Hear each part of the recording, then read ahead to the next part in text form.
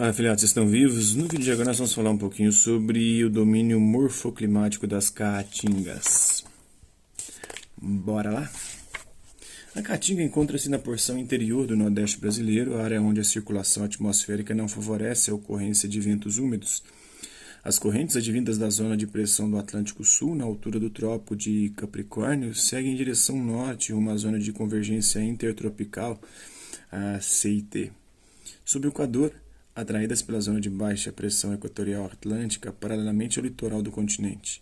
É devido a esse fato que ocorrem mais chuvas no litoral nordestino e poucas no interior. Os ventos deslocam-se pelo planeta saindo de uma região mais fria para outra mais quente em pontos específicos de onde costumam sair ou chegar. Essas áreas, chamadas de zonas de pressão, deslocam-se conforme o planeta traslada ao redor do Sol. Dessa forma, quando é outono no hemisfério sul, ocorre uma transição nas forças das zonas de pressão. Os ventos passam pelo interior da região em direção ao Equador. O resultado desses fatores é um clima semiárido, entre 500 mm e 900 mm anuais de precipitações, com chuvas de março a junho, julho, época de outono. Uma característica da caatinga é a diversidade de solos e ambientes como o sertão e o agreste. Mesmo tendo aspectos de um solo pobre, a caatinga nos engana, pois seus solos possuem alta quantidade de sais minerais e necessitam apenas de irrigação para florescer e desenvolver a cultura implantada. Essa qualidade, quando mal usada pela irrigação, pode acelerar um processo natural ocorrido nos climas mais secos, que é a salinização. A salinização dos solos em climas áridos e semiáridos ocorre quando as águas penetram no solo e se associam aos minerais. Devido à pouca umidade do ar, as águas evaporam rapidamente e isso traz à superfície os sais do solo, que ali ficam depois da evaporação da água que se infiltrou. Quando a irrigação é realizada nesses climas, a salinização tende a aumentar e tornar esses solos inférteis. Os rios são em sua maioria temporários, surgindo num curto intervalo durante o ano. Existe um rio muito importante no sertão nordestino, que é o Rio São Francisco.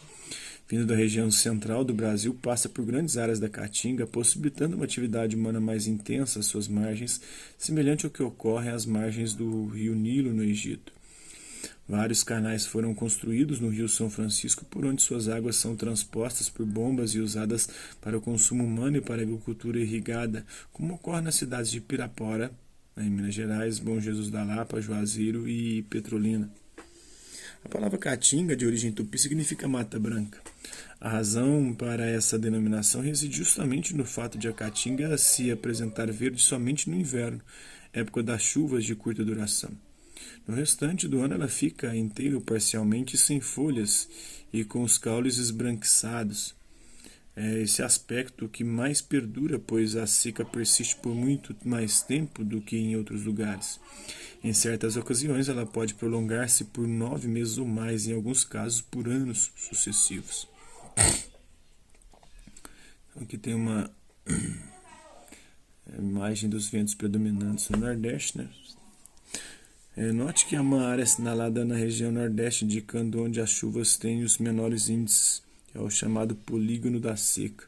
Então os ventos vão fazendo assim, abrindo, criando ali essa região chamada polígono da seca, né?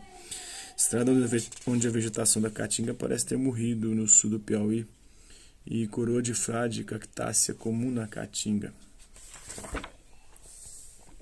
Geralmente associamos a caatinga aos cactos e aos arbustos espinhentos sem folhas sobre um solo pedregoso e árido.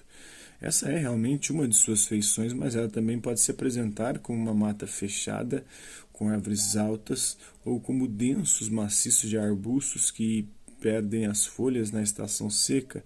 Algumas das árvores são juazeiro, baraúna, aroeira do sertão, embuzeiro, iburama de cambão, angico, catingueira, faveleiro, além dos cactos mandacaru, xique-xique e coroa de frade.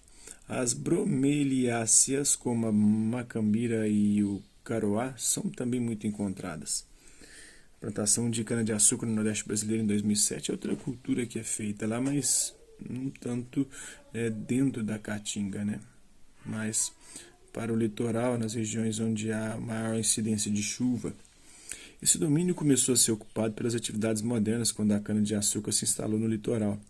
No domínio dos mares de Murros E surgiu a necessidade de produzir carne para suprir a demanda da população que se concentrava no litoral nordestino. Os bois e os caprinos alimentavam-se das gramíneas e de algumas folhas de árvores e arbustos.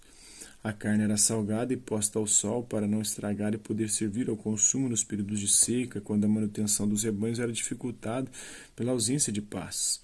Essa atividade necessitou de vastas áreas, uma vez que a caatinga floresce por um curto período do ano.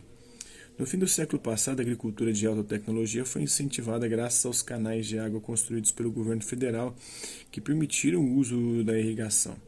Algumas cidades, como Petrolina e Juazeiro, concentraram várias propriedades que, com o uso da irrigação, produzem frutas tropicais de alta qualidade, usando quantidades menores de defensivos graças ao clima seco. As culturas vão da manga à uva, um dos insumos para a indústria de vinho. Essas atividades só foram possíveis pela existência do Rio São Francisco, que, nascendo no sul de Minas Gerais, corta a Caatinga em direção ao norte. Então é isso aí, isso é um pouco desse domínio morfoclimático que é a Caatinga. Espero que vocês tenham gostado do vídeo. Quem curtiu, dá um like, quem não curtiu, dá um dislike. Hasta la vista, babies. Até a próxima.